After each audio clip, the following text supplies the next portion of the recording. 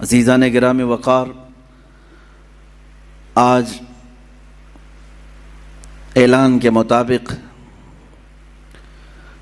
شہادت امام حسین رضی اللہ تعالی عنہ اور ان کے رفقائے گرامی کے بیانات شروع کیے جائیں گے۔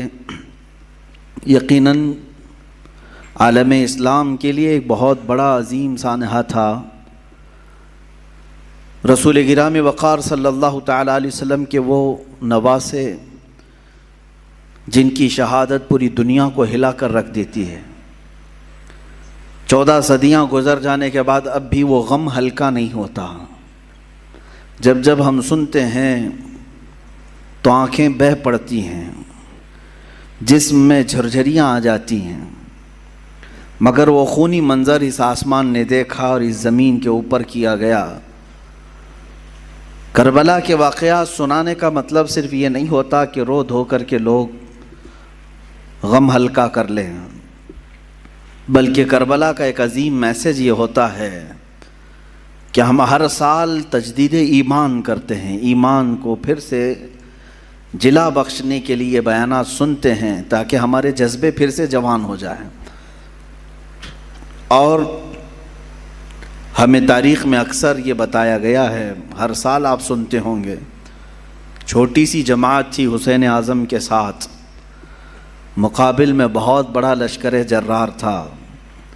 اگرچہ بظاہر امام حسین اور رضی اللہ تعالیٰ عنہ اور ان کے رفقا کو مصائب اور مشقتوں کا سامنا اٹھانا پڑا اور بہت ساری تکلیفیں جھیلنی پڑیں، لیکن زمانہ گزرتے گزرتے یہ میسیج سب کو عام ہو گیا کہ حقیقت میں جیت حسین کی ہی تھی۔ کسی کا میدان میں قتل ہو جانا یہ ہار اور شکست کی علامت نہیں ہے۔ ایسا ضروری نہیں ہے کہ قتل ہو جانے والا، کٹ جانے والا ہار جاتا ہے، شکست کھا جاتا ہے، ایسا نہیں۔ اکثر ایسا بھی ہوا ہے کہ اپنے جسم کے ٹکڑے کر جانے والا بعد میں پھر اپنی ہمیشہ کی ایک سلطنت قائم کر جاتا ہے، حکومتیں قائم کر جاتا ہے۔ اکثر ہم نے دیکھا ہے کہ جنہوں نے قربانیاں دی ہیں، قربانیوں کے بعد پھر ایک نیا دور آیا ہے اور لوگوں کو آزادی کی سانس ملی ہے۔ میں بلا تشبیہ و بلا تمثیل یہ کہوں گا، ہمارے ملک ہندوستان کو آزاد کرنے میں جن علماء اہل سنت نے اپنا خون پیش کیا، اگرچہ بظاہر انگریزوں نے انہیں پھانسی پر چڑھایا، کالا پانی بھیجا یا پھر انگاروں سے جلایا اور زخموں پر نمک چھڑکا، یہ سب کیا، تو آج کوئی یہ نہیں کہتا ہے کہ وہ مر گئے، ختم ہو گئے، کچھ حاصل نہیں ہوا، بلکہ آج بھی یہ کہا جاتا ہے کہ ان کی قربانیوں کی بدولت آج ہم آزادی کی سانس لے رہے ہیں۔ کسی کی قربانیاں رنگ لاتی ہیں، اسی لیے شاعر نے کہا تھا قتل حسین اصل میں مرگ یزید ہے، یعنی اصل میں یہ موت یزید کی ہے۔ اسلام زندہ ہوتا ہے ہر کربلا کے بعد۔ عزیزان گرامی وقار، رسول پاک صلی اللہ تعالیٰ علیہ وسلم کے اہل بیت اطہار کے بیان سے میں آگے شروع کرتا ہوں۔ کربلا کے مختصر واقعات آپ کے سامنے عرض کروں، تفصیلاً آپ سنتے آئے ہیں، مگر اب میں اپنا مزاج یہ بدلنا چاہتا ہوں کہ ہم اب تک ان واقعات کو سن کر بہت روئے ہیں، اب رلانے کا وقت بھی آنا چاہیے۔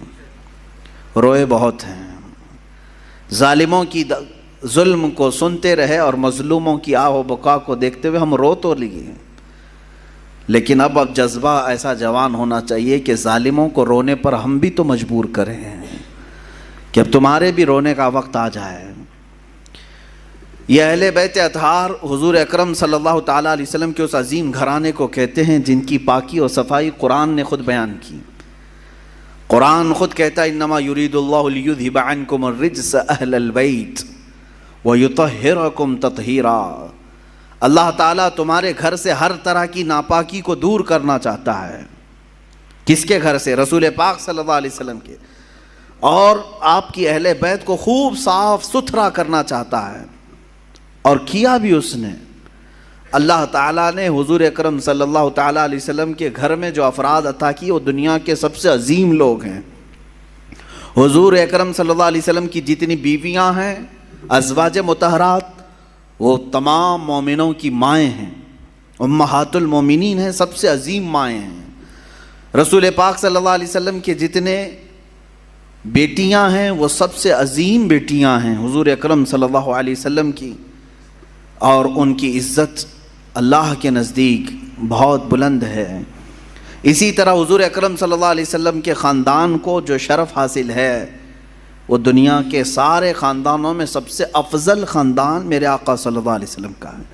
آج بھی میرے عزیزوں، آج بھی سارے نسب ختم کر دیے جائیں گے سوائے رسول اللہ کے خاندان کے۔